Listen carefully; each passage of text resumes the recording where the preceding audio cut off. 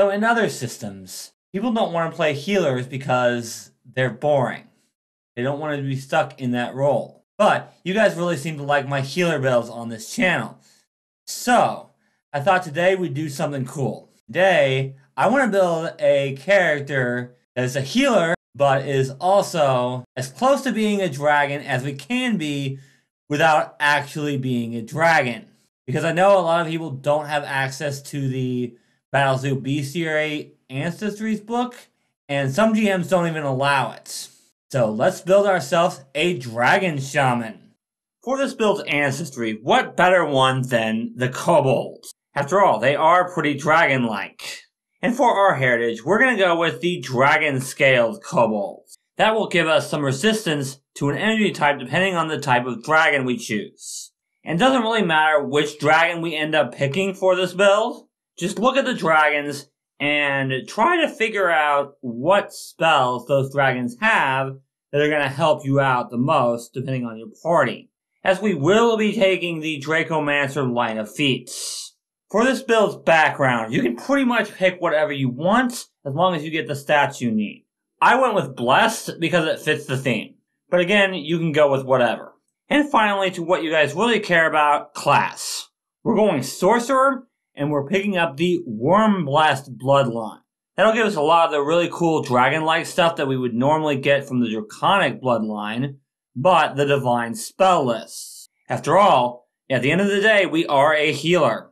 The starting stats for this build should be Strength 16, Dexterity 14, Constitution 10, Intelligence 10, Wisdom 10, and Charisma 18. Of course, as a sorcerer, we don't get a first level class feat, but we do get an ancestry feat.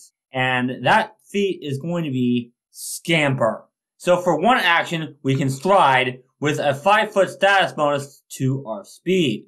And we gain a +2 bonus to AC against any reactions that are triggered by this movement. However, we do have to end our movement away from any enemies. We are going to want to be in melee for some of what this build can do, but at the end of the day, we are a sorcerer, which means low AC and low hit points. So this will help us get away from enemies if we need to, even enemies with attacks of opportunity.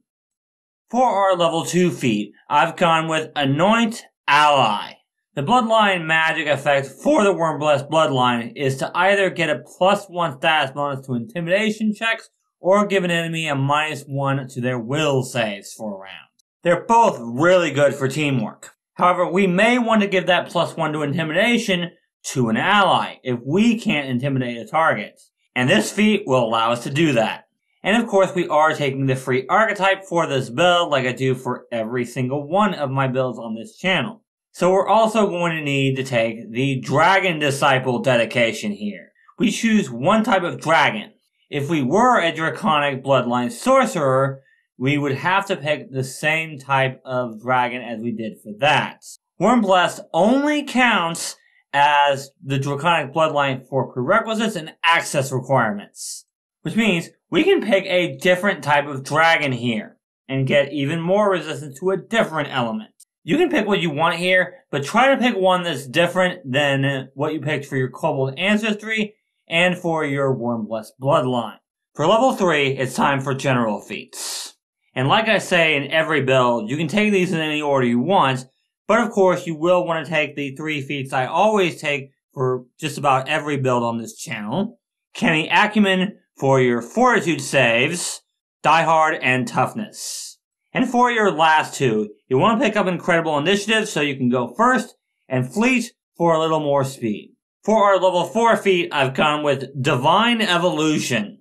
This gives us an extra spell slot, but we can only use it to cast Heal or Harm. We can cast either of those spells using that slot, even if they aren't in our repertoire. And an extra spell slot, even if it's limited, is always good. Then we'll want to pick up Scales of the Dragon. This will give us a +2 item bonus to our AC with a dex cap of +3.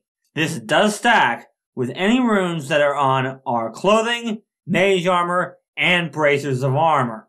In addition, the energy resistance that we received from our Dragon Disciple dedication increases to 3 plus half our level.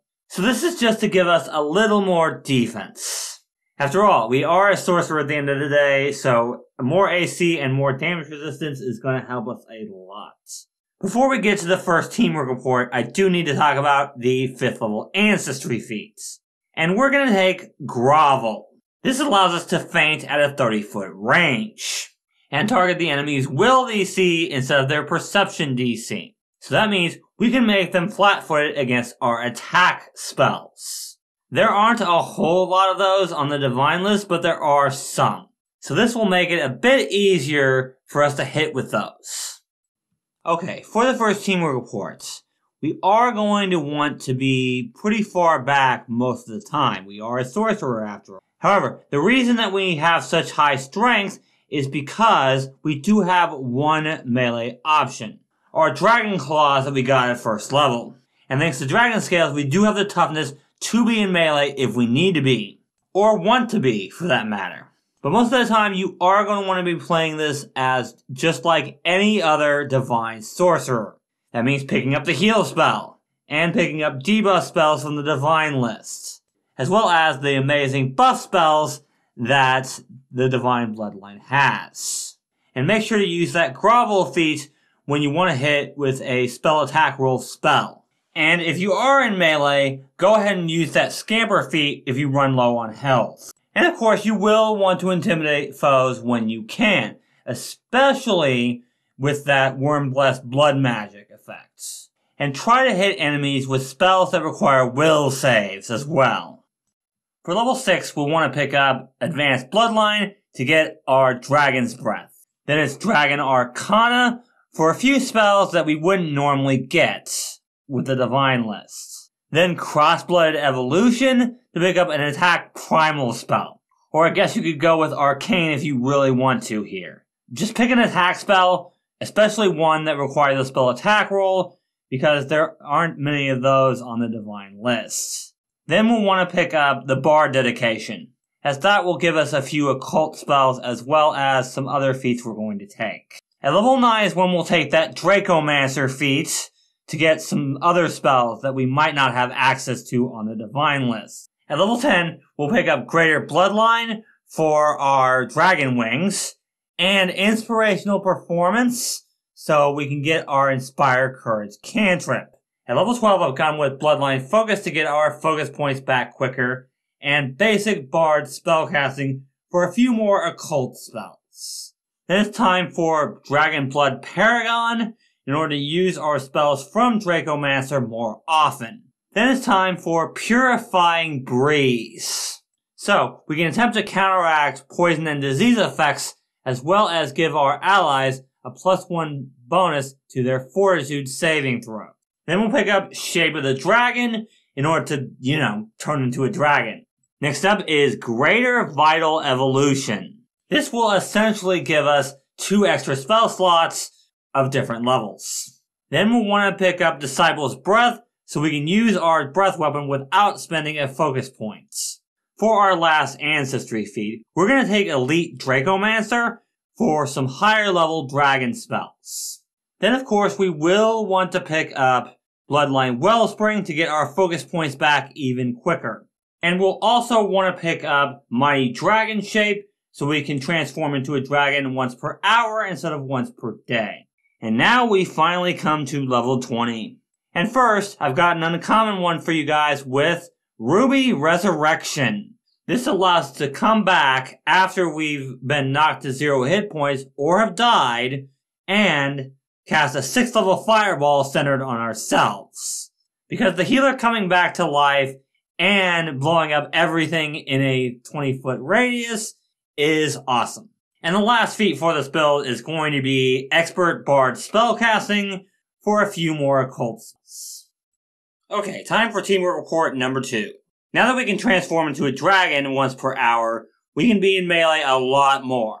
Those temporary hit points and increased stats are going to help a lot.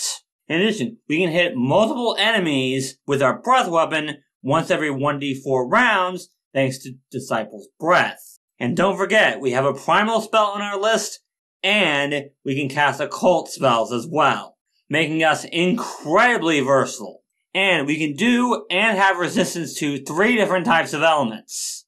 Overall, at this point, we are just much better at everything this build is designed to do. If you guys enjoyed this video, leave a like.